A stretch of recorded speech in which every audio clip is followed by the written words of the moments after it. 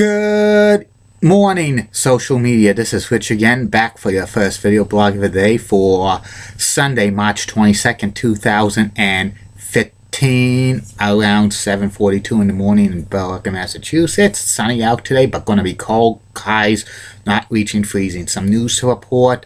The Boston Bruins lost to the Florida Panthers in a shootout by the score of 2-1. The Bruins are only 1 point up on the final wild card spot in the Eastern Conference.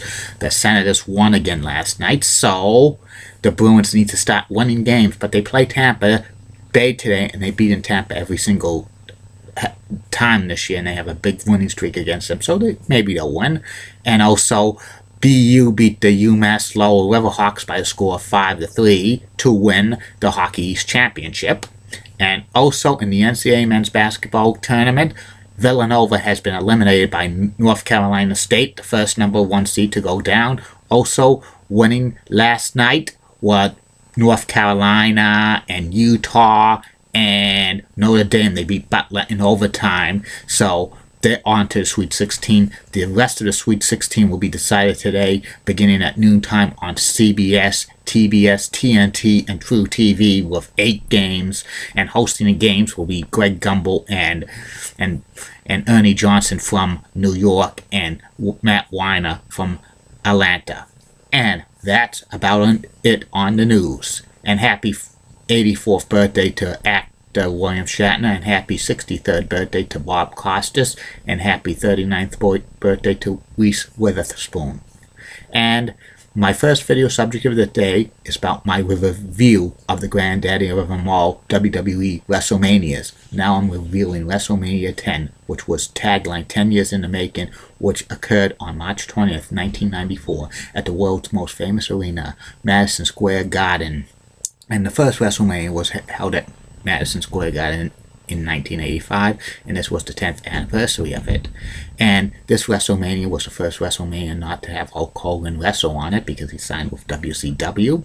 And calling the action for WrestleMania 10 were Vince McMahon and Jerry the King Lawler, and they brought back the celebrities at this WrestleMania 10, because the previous WrestleMania they converted over to a toga party and stuff, which was awful. I reviewed that yesterday, so if you want to look at the video, you can.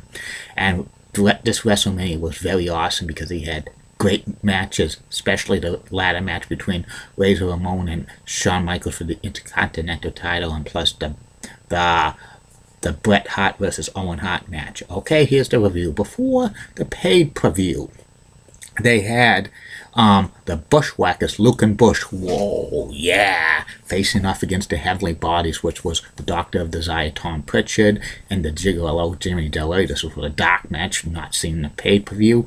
The Heavenly Bodies won this match by cheating, and the WrestleMania pay-per-view kicks off, and they have Little Richard sing America the Beautiful.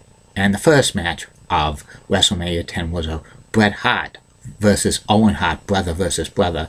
This match started out because Bret and Owen had jealousy and stuff like that, and Owen kicked Bret's leg at Royal Rumble 1994, and this was part of the double main event with Lex Luger and yokozuna and Bret Hart for the WWE title. And they had a coin flip on Monday Night Raw, and Lex Luger won, so he had the first right to face Yokozuna, and Bret had to face suitable competition, which was his brother Owen Hart.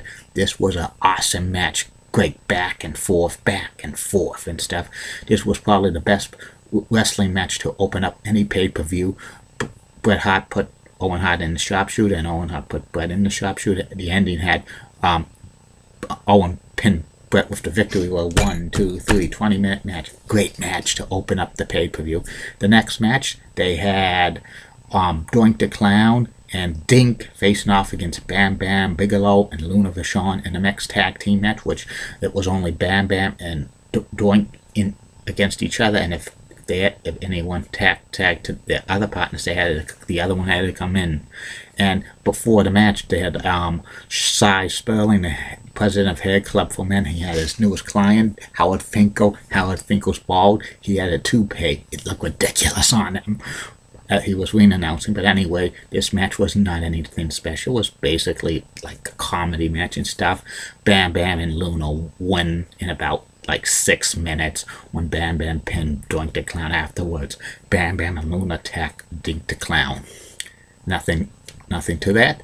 Next match was the Falls Count Anywhere match between Macho Man Randy Savage against Crush with Mr. Fuji in Crutch's corner. This feud was the blow off to a long running feud Savage and Crush had, which started on Monday Night Raw and went for several months.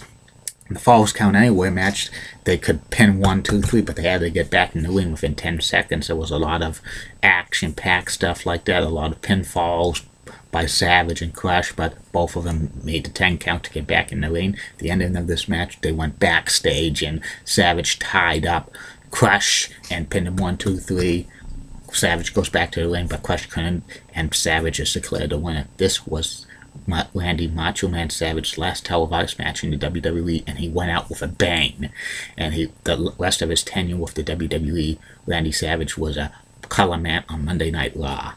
So that's about it on that match. The next match was for the women's title, which Leilani Kai, former women's champion, facing off against the new women's champion, who was crowned in December of 1993, Alundra Blaze.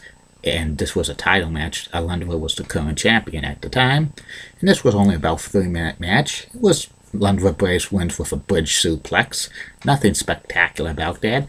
I think after the match, they showed like they were focusing on the Hall of Famers or the legends like Nikolai Volkov, Captain Lou Albano, Classy Freddie Blassie, and they showed the Fabulous Moolah and Mae Young, and Vince McMahon says is one of the all-time great women's champions of all time, Fabulous Moolah. The next match was for the Tag Team Championship, WWE Tag Team Championship. It was Man on a Mission, Mo and Mabel, with Oscar facing off against the champions, the Quebecers, Jacques Rougeau, also known as the Mountie, and Pierre, who became John Pierre Lafitte in the WWE. They were managed by Johnny Polo, who became Raven. Misuse of talent for WWE with casting Scott Levy, who as Johnny Polo as a manager. He was a good worker, but sticking him in as manager, that was not a good idea for the WWE. This tag team match was about like 6-7 minutes. Men on a Mission won by count out, but they won the match. But then you cannot win a title on a count on a disqualification. This match was awful and stuff. But you had a tag team title match on WrestleMania, and the Quebecers lose the match, but they retain the titles because titles don't change hands on the count out or disqualification. And then the next match is a whole main event, and it was Lex Luger facing off against Yokozuna with Mr. Fuji and Jim Cornette in his corner as the American spokesperson. They had a special guest ring announcer, Mark Wahlberg, and the guest timekeeper was Ron DeShea from USA's Up All Night, and they had a special guest referee, and that special guest referee was Mr. Perfect, who was out of the WWE for a few months, and Luger. This was Luger's first title shot since SummerSlam 1993, because he only had a one and only title shot, because that said in the contract he won by counter. He never got another title shot until now, because he won the Royal Rumble. He found a loophole, Cole on it with Bret the Hitman Hart, and this was his first title match for the title since then. And Lex Luger then had a great match with Yokozuna, back and forth. Luger slammed Yokozuna and stuff, and he brought Yokozuna's managers, Mr. Fuji and Jim Cornette, into the ring, attacked them, and every time Luger would make a pinfall, Perfect was trying to get the managers out of the ring and stuff like that, and then Luger gets mad and stuff. Luger touches Mr. Perfect. Mr. Perfect calls for the bell, disqualifying him because you can't touch an official. You can't touch an official. And the announcers were saying, Vince McMahon was saying, Lex Luger stands disqualified. And then afterwards, Lex Luger gets mad at Perfect, saying, saying you cost me that and stuff like that. Perfect turns heel in the process. This was a great title match by Lex Luger. There was rumors Lex Luger was going to win that match and become the champion and lose later on to Bret the Hitman Hart in the main event and stuff at WrestleMania, but Luger probably was drunk. He told a reporter about what was going to happen, and they had to change the finish and stuff, or there was another, like, urban legend and stuff like that, the TV tapings before WrestleMania that they do at Superstars and Challenge, and they said they had like a test run of Luger as world champion, him holding the belt. The fans' reaction was, so I don't know what to believe. And then the next match was Earthquake facing off against Adam Bomb with Harvey Whippleman. Before the match, Harvey Whippleman attacks Howard Finkel and stuff like that, and Earthquake comes down, attacks Adam Bomb and beats him in about 35 seconds and stuff. This was just a filler match and stuff. Nothing too special about that. Then the next match was the ladder match for the undisputed Intercontinental title. Both Intercontinental titles up on the line. Razor Ramon's real one and Shawn Michaels' bogus one. And this ladder match was so awesome. And Shawn Michaels had Big Daddy Cool Diesel, his bodyguard, in his corner, and Razor Ramon came out to so much cheers and stuff. And early in the match, Diesel tried to interfere, but the referee, Earl Hebner, ejected Diesel out of the ringside area, and this was a real great match. This probably was one of the best matches in WrestleMania history. In fact, the best WrestleMania match in history. A lot of action and stuff. Lots of big bumps by Shawn Michaels and Razor Ramon and stuff. And the ending of the match had both of them trying to climb the ladders, but like Shawn Michaels falls and ties up himself on the ropes, and then Razor grabs both Intercontinental titles and retains the Intercontinental title in the most awesome ladder match ever, the best WrestleMania match of all time.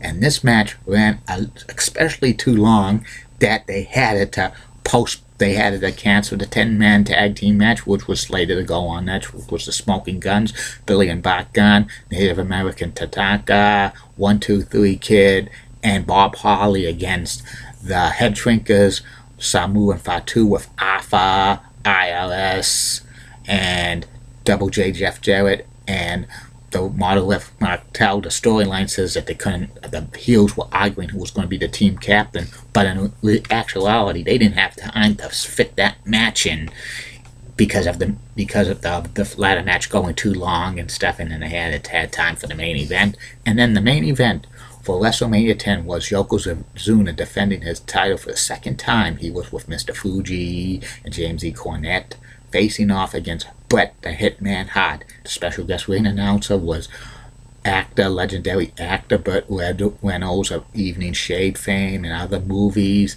and the timekeeper was Jenny Garth of 90210 fame, and the special guest referee was Rowdy Piper, who this is his first appearance in the WWE since he made an appearance at SummerSlam 92 playing the bagpipes. And this title match between Yokozuna and Bret the Hitman Hart was pretty good and stuff, back and forth pace. Piper knocked out Jim Cornette when he tried to interfere, which was pretty amazing. Ending of the match had Yokozuna going up, trying to deliver his bonsai drop, but he slipped. Bret moves out of the way and pins Yokozuna 1, 2, 3, and Bret the Hitman Hart wins the WWE title for the second time.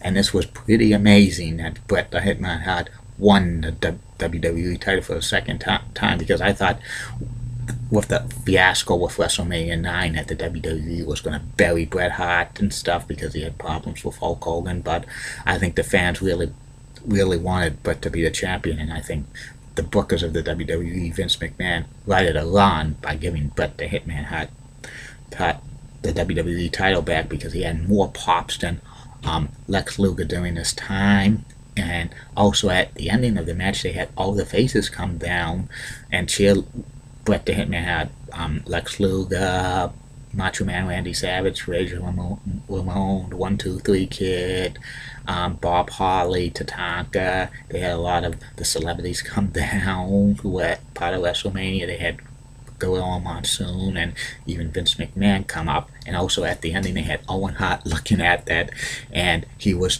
teasing about trying to come down, but he didn't do it. And that was it for WrestleMania 10. WrestleMania 10, in my eyes, was a perfect 10 in my opinion, because they had awesome matches, especially the Bret the Hitman Hart versus Owen Hart match, and Razor Ramon and Shawn Michaels for the Intercontinental title, and also the double defenses by Yokozuna, who had a great match with Lex Luger and Bret the Hitman Hart. The rest of the card was kind of fill-in, it wasn't nothing spectacular about it. And also Randy Savage's versus Crush Falls Count Anywhere, but the rest of the card was, filler and stuff, and it wasn't that impressive with the other matches, but these like 5 matches probably what made WrestleMania 10, and this was the start of the new generation era of the WWE, which was pretty good, but the business was down in the WWE due to the steroid trial, which Vince McMahon was eventually acquitted of, and also Hulk Hogan signing with WCW, which got WCW legitimacy. And I've watched this WrestleMania many times. It's awesome, those matches. So I recommend you watch WrestleMania 10 if you can. And that's about it on that. I'll be back later. Facebook, YouTube, and Twitter. 2 more video blogs. First video blog will be about my predictions of the NCAA men's ice hockey tournament, the 16 teams, and the third and final video blog of the night will be about Chip Carey, Braves announcer for Fox Sports South and Sports South. Have a good day, everybody. Bye now.